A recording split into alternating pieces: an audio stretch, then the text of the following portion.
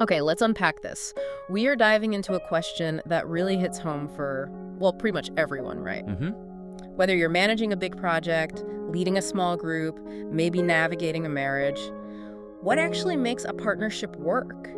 Especially when things get tough. Yeah, when the demands are high, the work is hard, and there's maybe this moral pressure to, get it right. Exactly. And we're exploring this idea of united hearts and actions. We're drawing insights from some really early historical accounts from the Book of Acts. Okay. But what makes these old stories feel current, I think, is how they connect to commitment we still see.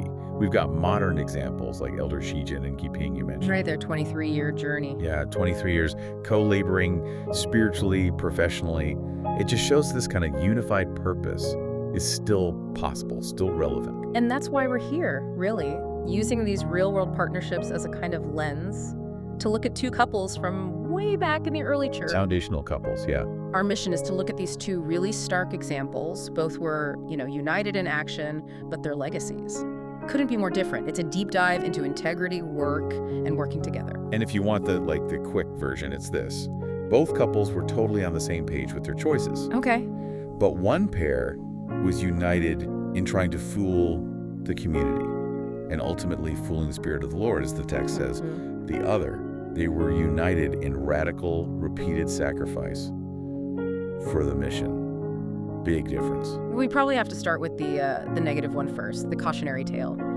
Ananias and Sapphira. Can you sort of paint the picture of the early church culture then? Because it sounds pretty unique. Oh, absolutely crucial. The environment. It was a time of huge spiritual energy, excitement, but also maybe some confusion. How so? Well, lots of early Christians were pooling everything, all their resources, living communally. Right. And there was this widespread belief, pretty understandable given some teachings, that Christ's return was imminent, any day now. Okay, that makes sense, that urgency. Yeah, so that urgency led many to just sell everything. Yeah. They saw possessions as temporary anyway. So Ananias and Sapphira, on the surface, look like model citizens in this community. They sell property, they show up. Looks like a total commitment. Exactly. Outwardly. Perfect. But the outcome wasn't just, a slap on the wrist. It was fatal. What went wrong? Yeah, it is heavy. The accounts are clear. They were unified. They talked about it, agreed to sell the land, and agreed to secretly keep some of the money back for themselves. Okay. So the mistake wasn't how much they gave or didn't give. It was the lie. They came to the apostles and basically said, here it is. This is the total amount we got from the sale. Oh, wow. So they wanted the reputation, the applause for total sacrifice without actually doing it. That sounds depressingly familiar, like a constant human temptation. It totally is. Yeah. They wanted the fame, the public image of being incredibly generous while, keeping a safety net for themselves. And when the Apostle Peter confronts them, he makes this really profound point. He says, look, the money was yours before you sold the land. Okay. And even after you sold it, the part you kept back. Still yours. Yeah. You had the right to it. The problem wasn't keeping the money. So what was it then? It was claiming a part was the whole. Peter says, you weren't just lying to us, to people, you were lying to God. Whoa. That's the critical point, isn't it? They weren't punished for being bad stewards of money, necessarily. Yeah. It was about creating this crisis of integrity right at the foundation of the community. The text says they were testing the Spirit of the Lord. And there's even this parallel drawback to the very first couple, Adam and Eve. Yeah, united in a choice. That led to disaster, fatal consequences. So Ananias and Sapphira serve as this really sharp, necessary warning. Partnership needs truth. Real truth, not just performing for an audience. Exactly. So if they're the lesson in united failure, we definitely need a counterexample of unified success. Okay, let's shift gears. Aquila and Priscilla. Yes, a much better story. So when we talk about their work, their vocation, they were tent makers, but you mentioned this isn't like Coleman camping tents. No, definitely not. Think high-skill labor. We're probably talking about making large sails for ships. Heavy-duty stuff. Okay. So skilled artisans. Highly skilled. Working in critical port cities. It's a trade that needs precision. It's in high demand. And frankly, it could be really profitable. And their life, reading about it, it's just constant movement, often forced movement.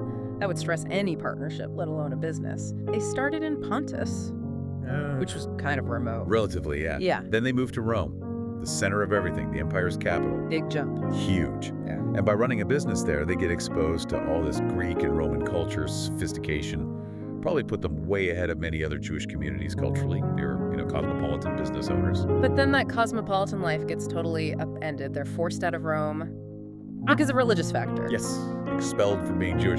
So they have to relocate again, this time to Corinth. Imagine that disruption. Seriously. Shutting down a presumably profitable business in the capital, moving your whole life, your workshop, trying to reestablish clients in a new city. Even if Corinth was a busy port, that's a massive test. A huge test. But the source material really emphasizes they faced every single move together. That seems key. It's fundamental to their story. This principle of mutual support through constant migration. They were always willing to pull up stakes and go where they needed to be. Together, unity in action. That willingness to move, it really highlights this idea you call dual vocation service.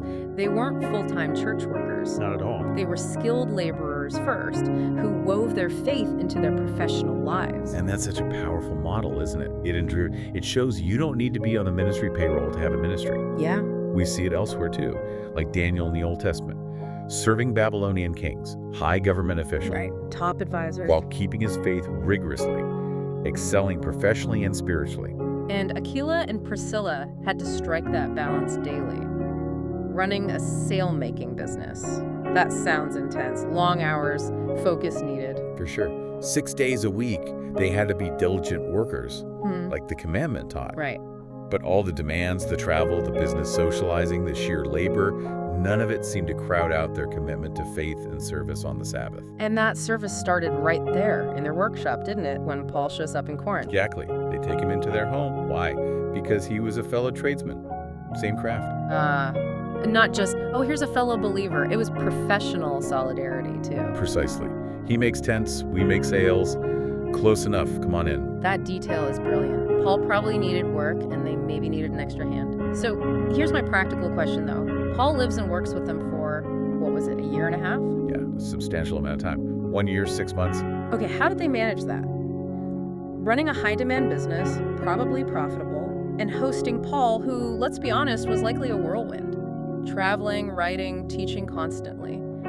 Where did they find the time for both vocation and this intense ministry hosting? That is the core tension of dual vocation, isn't it? Yeah. But maybe they didn't find the time so much as they integrated it. How do you mean?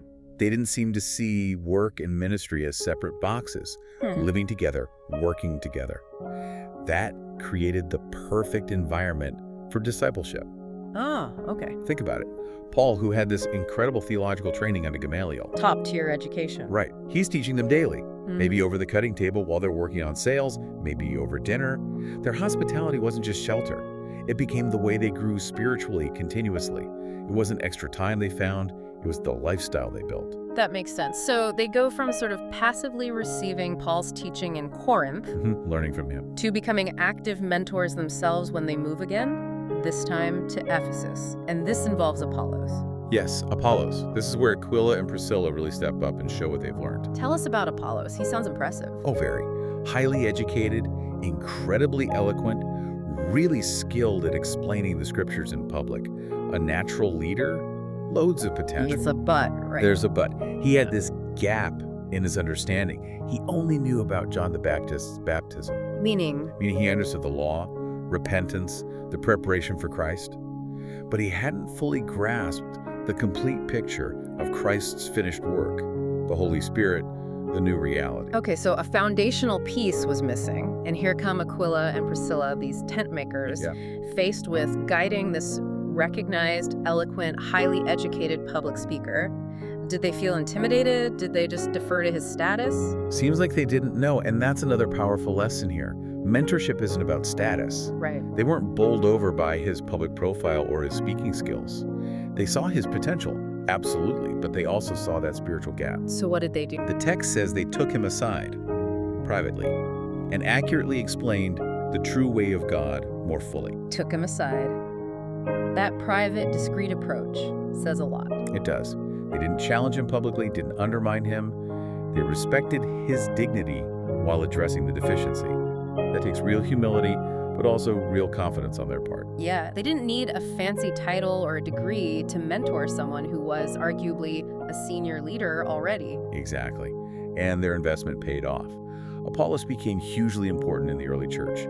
So much so that Paul later acknowledges their teamwork, basically saying, look, Paul planted the seed, Apollos watered it, but God made it grow. Wow. Aquila and Priscilla were crucial in equipping the guy who did the watering. Okay, so if we put them side by side one last time with Ananias and Sapphira, the difference in motive just leaps out, especially when you look at their later actions. Aquila and Priscilla eventually choose to leave Corinth, which was probably a great business location. Yes, a lucrative port city. Yeah. They chose to leave it and follow Paul to support his mission journey. That says everything, doesn't it? Their commitment wasn't tied to their bank account or their business address. Not at all. They prioritized supporting the mission, nurturing leaders. Completely different focus from accumulating wealth or reputation. Right, unlike the first couple. Totally unlike. And this had a lasting impact. Think about Paul, years later, writing his very last letters from prison, 2 Timothy. He makes a specific point to send greetings to Priscilla and Aquila. He remembers them, acknowledges their constant support, their companionship, right to the very end. We have to touch on that detail about the names, the order. How often Priscilla is mentioned first? Yeah, that's fascinating. In at least 6 places, the Bible flips the usual convention. It says Priscilla and Aquila. Which was unusual back then. Highly unusual. Normally, the man, or the person seen as more prominent, would be listed first, almost always. So, by putting Priscilla first so often, what's being communicated? It seems like Paul, or the writer, is showing this profound, heartfelt respect, acknowledging them as truly indispensable co-laborers. It wasn't about traditional hierarchy for him in this context. It's about their equal partnership. Exactly. Their equal spiritual contribution, their tireless effort together. Their names are linked, showing this partnership defined by shared sacrifice, real companionship, and just good works. Which brings us right back around to the question for you, the listener.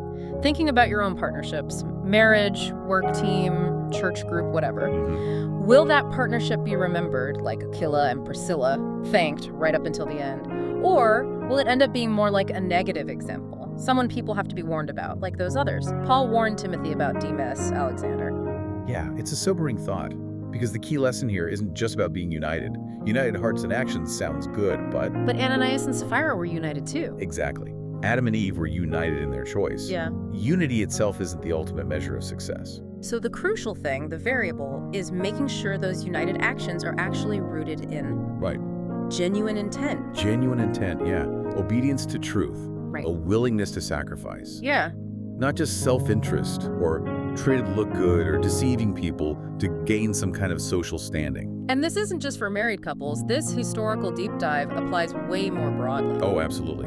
Any team effort, any group project where resources, time, reputation are involved, we're all called to integrate our work life, our spiritual life, our personal life with honesty. So we've seen these 2 really clear examples from the early church. 2 couples, both united. One becomes this positive memory, respected, thanked by a major historical figure. Remembered well. The other becomes a cautionary tale, a warning about deception. So given the opportunities you have to co-labor today in your church, your home, your job, how will your partnership be remembered? For its sacrifice and truth. Or for trying to get ahead with half measures and, well, fooling the spirit. That's really something to reflect on this week.